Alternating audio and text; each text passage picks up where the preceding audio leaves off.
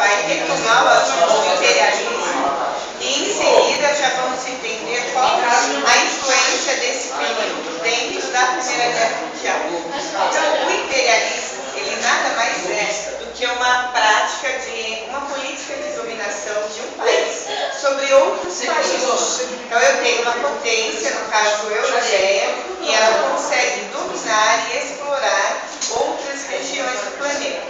No nosso caso aqui, a África, a Ásia e a Oceania. O imperialismo, ele tem três estilos de dominação. Então, você pode dominar outra região através da prática militar. Então, eu coloco os meus soldados, o meu exército, dentro de uma outra nação e ocupo a região. Eu tenho também um domínio econômico. E através do domínio econômico, eu influencio a economia dessa região que eu quero explorar e com a qual eu quero tirar vantagem do trabalho e também da matéria-prima.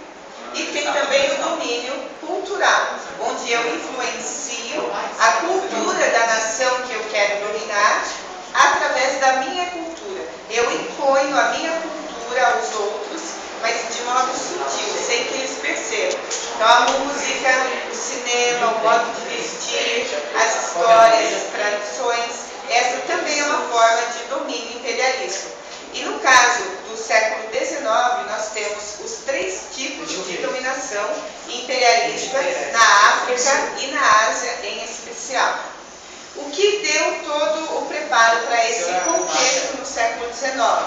Então, nós temos a tecnologia desenvolvida durante a segunda Revolução Industrial e principalmente o petróleo como fonte de energia descoberta naquele período. Temos também o capitalismo monopolista, que eu já expliquei para vocês na aula passada. Então, é, na verdade, o controle ou a concentração de capital e produção na mão de poucas empresas e também na mão de poucos banqueiros e industriais. Esse capitalismo monopolista, ou o controle de todo esse capital e essa produção, nós podemos perceber em três formas de monopólio. O cartel, o trust e a holding, que nós já vimos na semana passada.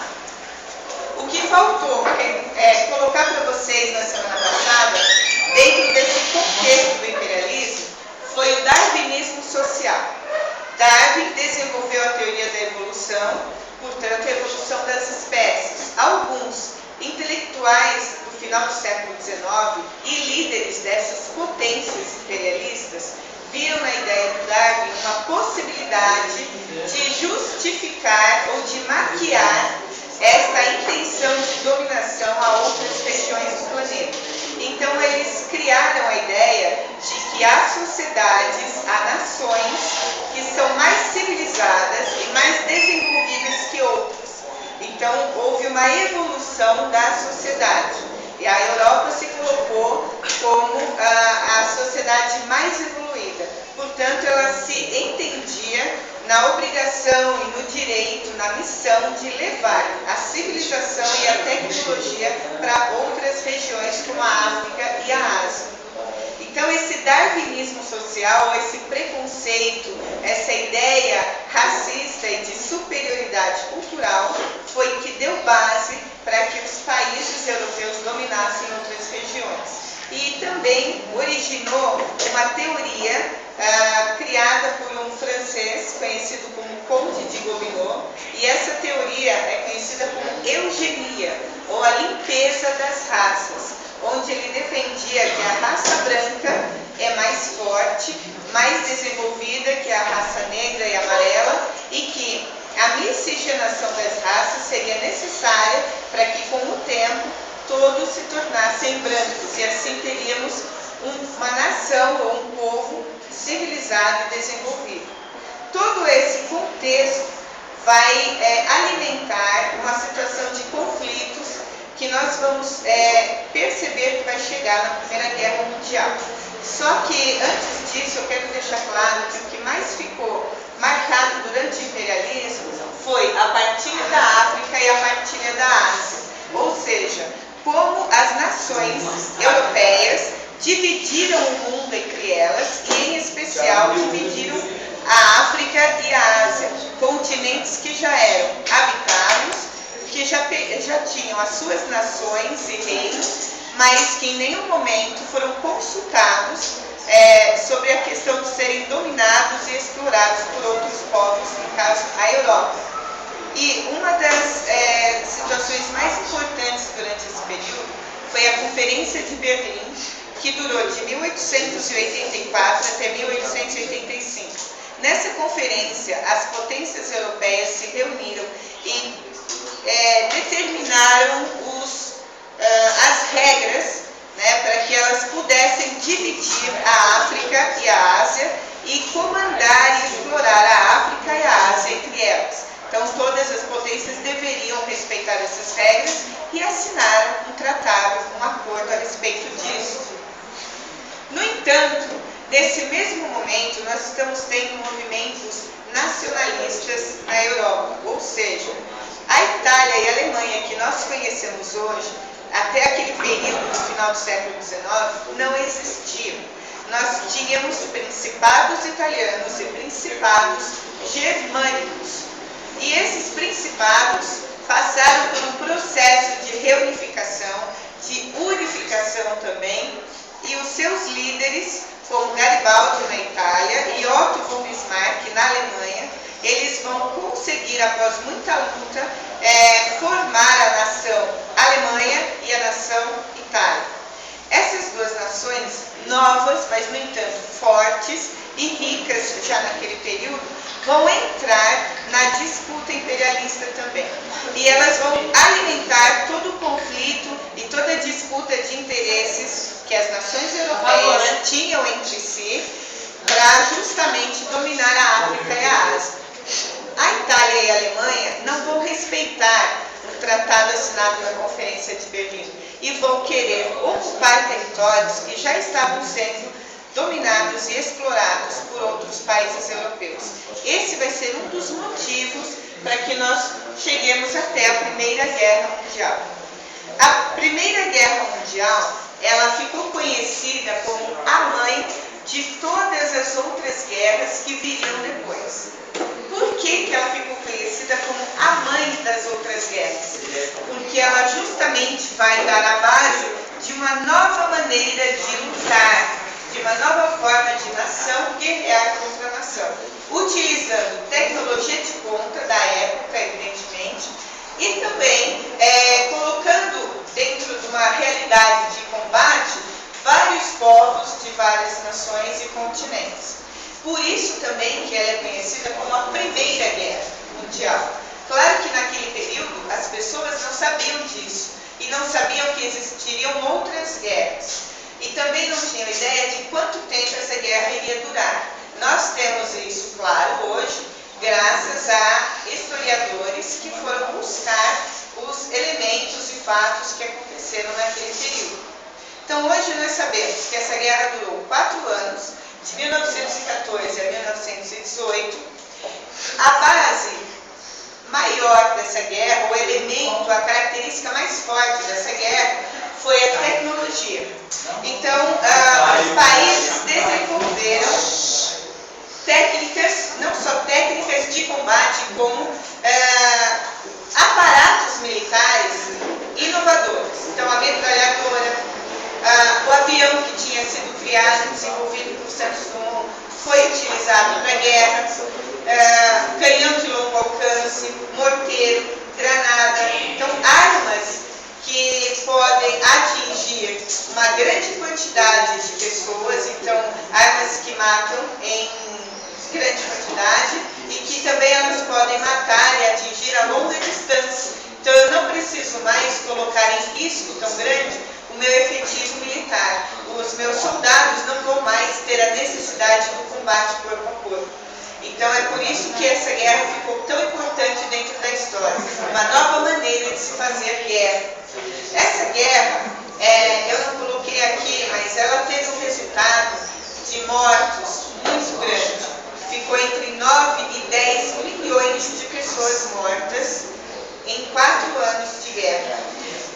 Isso trouxe um choque, uma crise na principalmente dentro do intelectualismo. Artistas, pensadores, intelectuais, pessoas que pensavam a sociedade de uma maneira melhor, ficaram chocadas. E essa guerra trouxe, inclusive, influências na área da arte, como o dadaísmo, o surrealismo e o futurismo. Então, essa guerra trouxe mudanças para o mundo inteiro. Essa guerra ela teve dois momentos. Ela é chamada de, o primeiro momento, de guerra de movimento, onde a Alemanha se organiza para invadir territórios da própria Europa. Então, ela invade territórios da França, territórios da Espanha, de Portugal. Ela também consegue chegar até a Normandia, no norte da França, e também algumas regiões da própria Inglaterra, da Polônia também. A Alemanha, ela vai ter junto com ela mais dois países que a apoiam. A Itália, que é um país recente, que nós vimos do nacionalismo, e também a Áustria-Hungria. A Áustria-Hungria é um país determinante dentro de toda essa história da Primeira Guerra Mundial.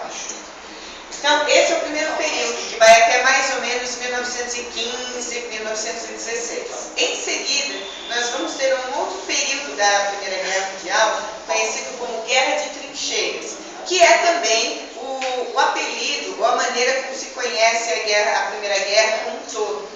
Por que Guerra de Trincheiras? Porque as trincheiras, ou seja, aquelas grandes valas feitas pelo homem, onde eles ficavam, os soldados ficavam dentro daquelas valas ou trincheiras, protegidas com sacos de terra, e eles podiam, de lá de dentro, verificar o que estava acontecendo no terreno lá fora, e também se proteger de ataques. Claro que não era um sistema perfeito, as granadas, os morteiros conseguiam atingir dentro das trincheiras, e também as bombas com aviões. Uma outra coisa importante é perceber que os gases tóxicos descobertos naquela época também foram direcionados como arma de guerra, e o lança-chamas também. Então foram elementos que fizeram toda uma diferença na Primeira Guerra Mundial. Muito bem, aqui eu tenho os motivos principais para a Primeira Guerra acontecer. Vários foram os motivos, mas esses são os principais. O primeiro deles foram as disputas imperialistas, ou seja, os conflitos de interesses políticos e econômicos que as próprias nações europeias tinham entre elas. O fato de algumas quererem dominar outras, ou então uma corrida. Quem é que domina primeiro, quem domina mais, quem enriquece mais. A proposta era conseguir enriquecer e tomar cada vez mais territórios. Então, essa disputa acirrou os ânimos e a rivalidade entre esses países dentro da Europa. Outra questão importante foi a questão marroquina. O que foi isso?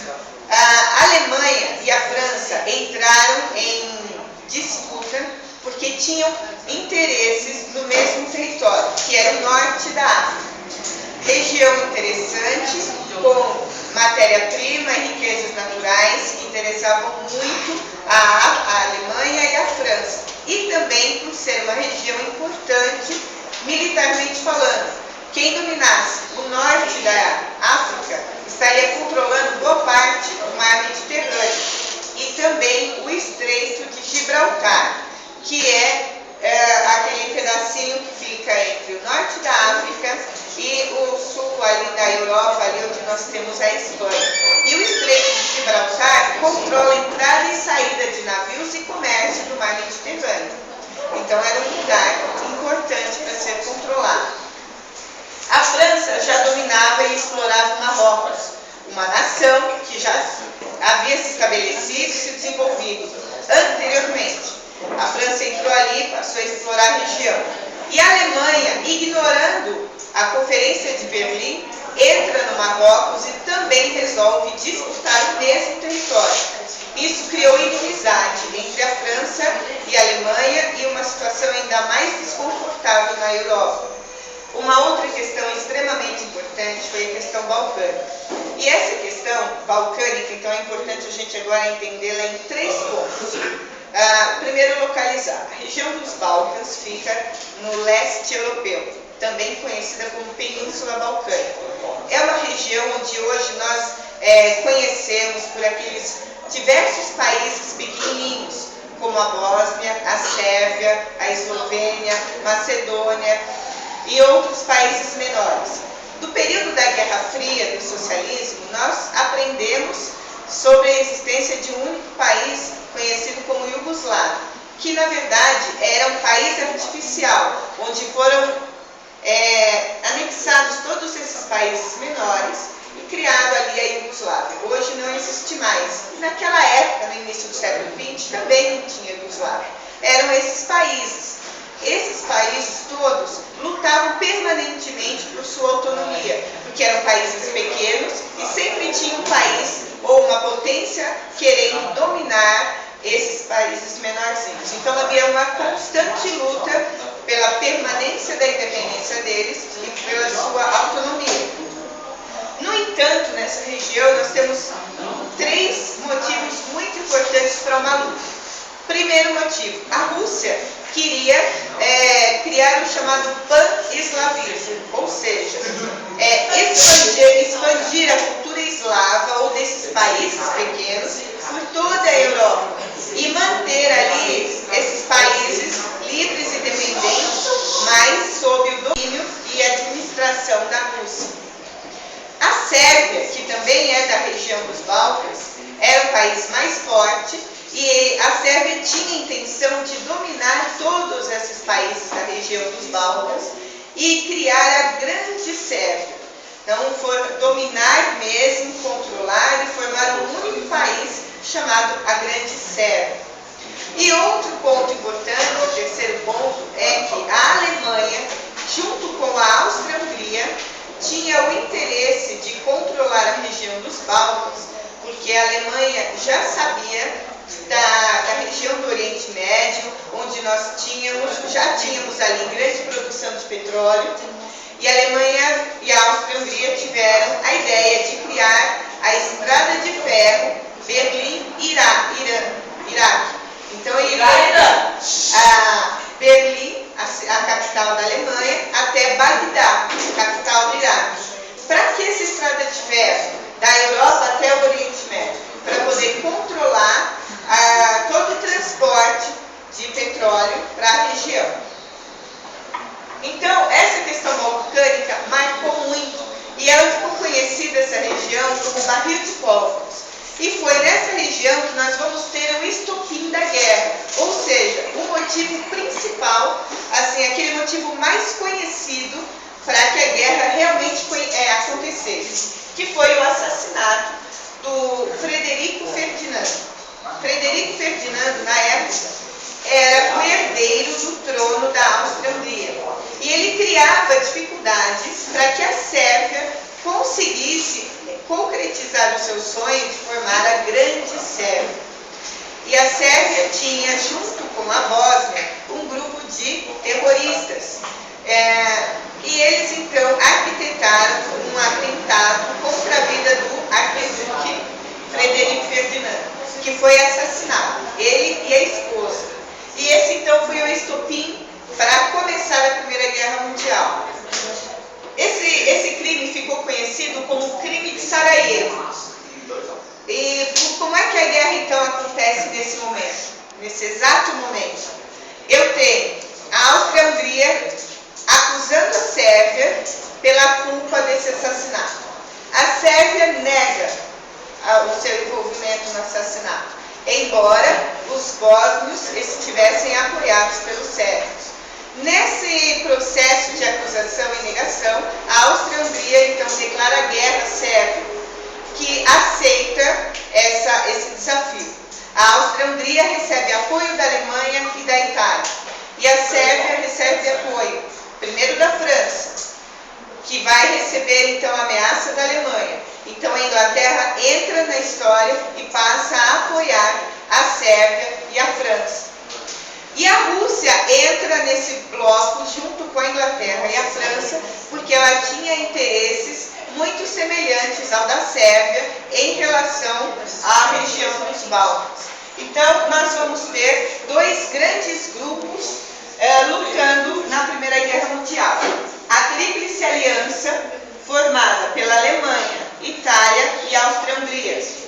E a Tríplice Entente, formada pela Inglaterra, pela França e pela Rússia. Países mais estruturados com aparatos bélicos para entrar na guerra. Evidentemente, a Sérvia estava aqui. Em 1917, a Rússia vai enfrentar problemas internos por conta da Revolução Russa e ela precisa se afastar da guerra, da batalha. Entra no lugar dela os Estados Unidos. Por que os Estados Unidos decidem entrar nesta guerra? Porque ele tem interesses econômicos. Ele vendia armas, vendia equipamentos na guerra. E a Inglaterra e a França tinham dívidas com os Estados Unidos. E se eles perdessem a guerra, dificilmente os Estados Unidos conseguiriam receber esse dinheiro e reaver tudo que eles haviam emprestado. Portanto, eles entram na luta, apoiando a Tríplice Entente, visando ter dinheiro contra o todo. E como os Estados Unidos têm uma estrutura muito forte para a guerra, eles entram e desestabilizam toda a força que havia na Tríplice Aliança. E é nesse período que os Estados Unidos acabam, na verdade, decidindo a guerra em favor da Tríplice Entente, que acaba ganhando a batalha e a guerra como um todo. E após o final da guerra, existe então uma reunião de todos os líderes dos países que ganharam e dos países que perderam, e nós conhecemos como Tratado de Versalhes. E aqui então foram estabelecidos os pontos para as punições, ou consequências no final dessa guerra. Ou seja, a Alemanha e a Itália tiveram que devolver todos os territórios que eles colonizaram e ocuparam. A Alemanha, a Itália e a Áustria-Hungria também foram proibidos de manter armamento de destruição em massa e de longo alcance. Tiveram a permissão apenas para ter um exército com um efetivo de no máximo 100 mil homens cada país para proteção interna em caso de emergência, mas não poderiam mais ter um exército para ataque. E a Áustria-Hungria foi separada, se tornou Áustria e Hungria, dois países diferentes. E claro, todos os três países da Tríplice Aliança foram condenados a pagar altas indenizações para os países que venceram, o que criou um período de grave crise econômica, principalmente na Alemanha e na Itália. E depois nós vamos ver que esse período, que é o chamado período pós-guerra, depois vai finalizar com a Segunda Guerra Mundial.